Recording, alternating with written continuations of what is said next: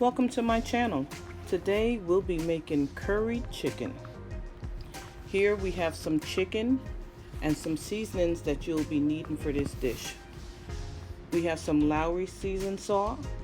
You could use your favorite seasoned salt if you don't like Lowry's. You have some curry powder, garlic powder, black pepper, salt. You'll also be needing some scallions and some thyme. You could use dried thyme if you don't have the fresh. In this bowl we have some allspice and some garlic, an onion, and a Scotch bonnet pepper, which you should only use if you really can take the heat. We also need some ground cumin, some chili powder. I'll be adding some potatoes and carrots in my curry chicken. That's optional for you. And you'll need that olive oil. In this bowl, I cut up everything and washed it. We're gonna season everything in this bowl. We're starting out with some salt. If you have the time to marinate the night before, your food will taste so much better. Not saying that it won't be good at all if you don't marinate, but the seasoning really goes through the chicken. And it makes a big difference. We have some garlic powder. I didn't measure anything while I made this, but I'll do my best to leave a decent recipe in the description box. You want to go a little heavy with the black pepper in this dish because it does give it a little bit of spice to it. The curry powder, you may feel like this is a lot of curry powder, but it's not. You need each piece to be coated pretty well with this curry powder. I'll even be adding some more later.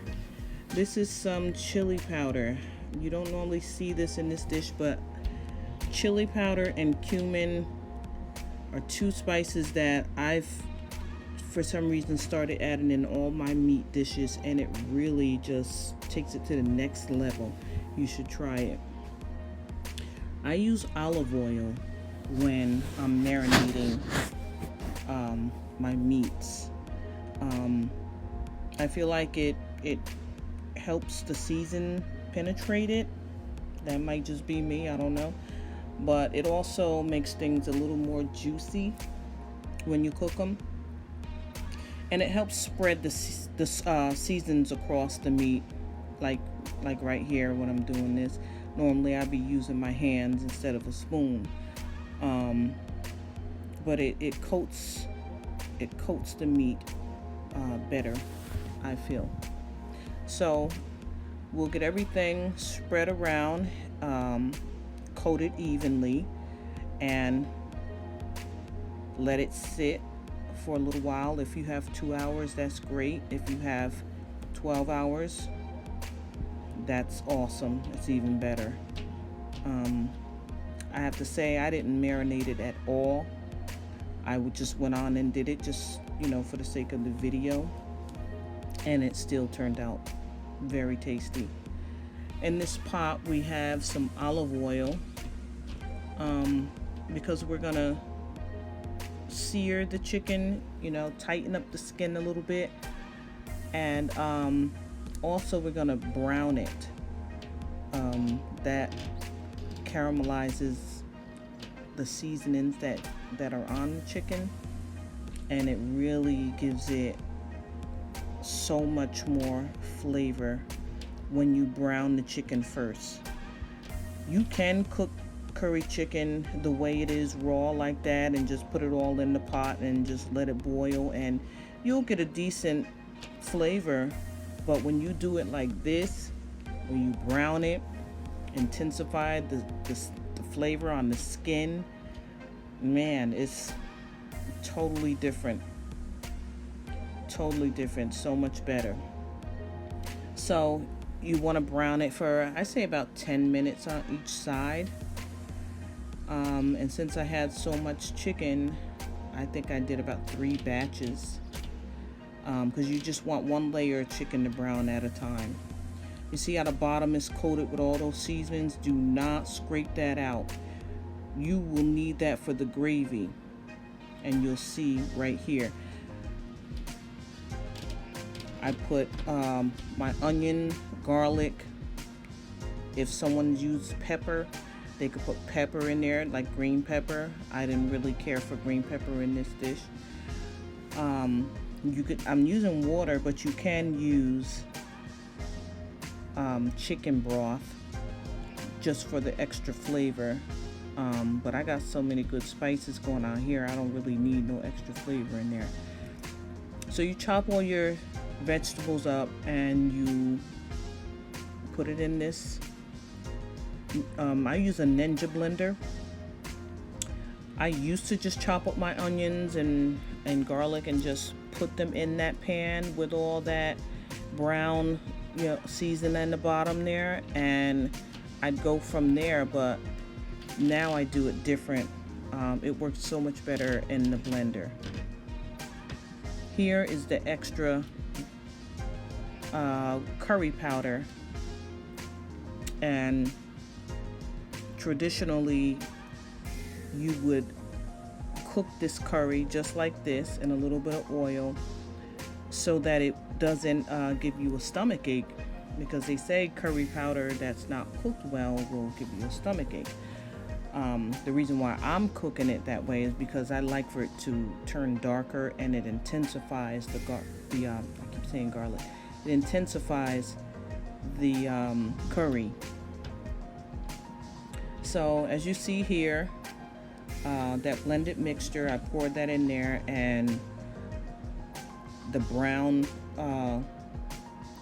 seasonings just lifts right up off the pot. And look at that, see, your gravy is starting already. It's really just the seasonings from the chicken, and I'm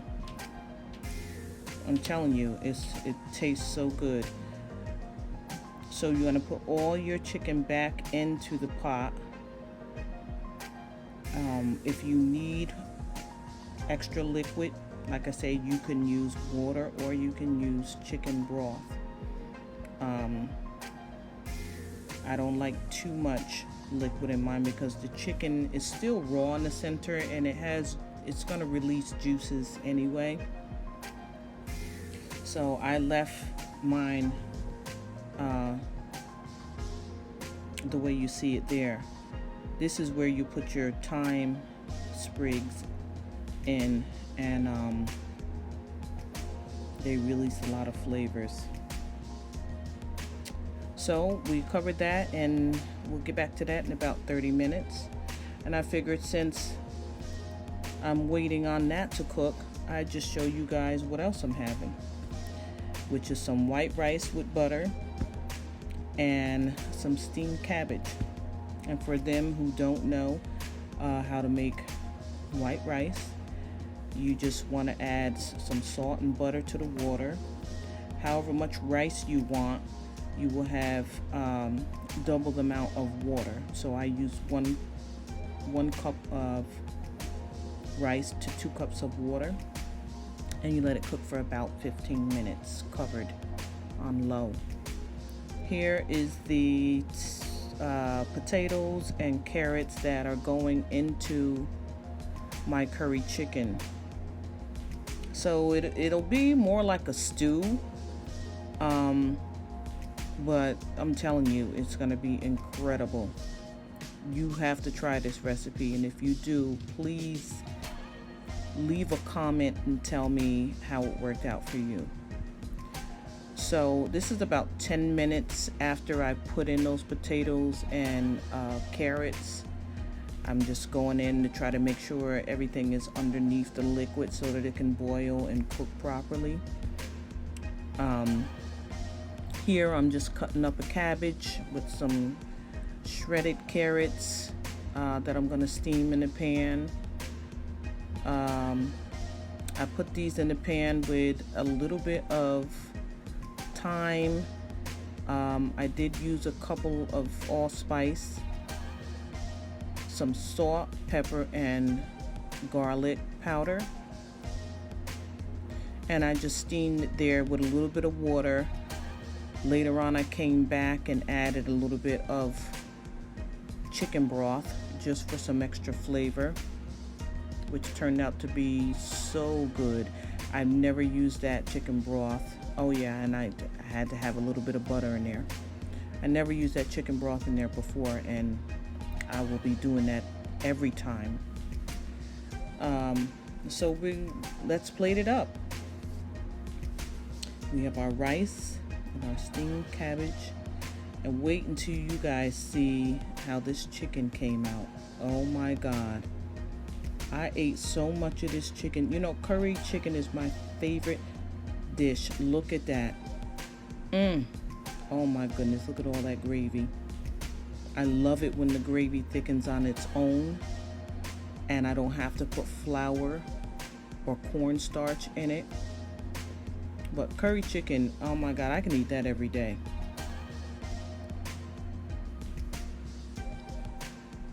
This came out so tender and juicy. Even my kids were going crazy about it. They're like, Mom, this is the best pot you've made yet.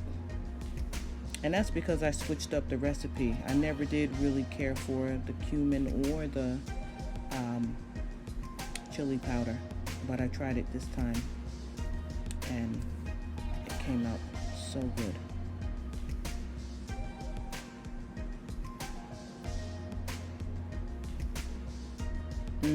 That looks so good. Wow. You guys gotta try this.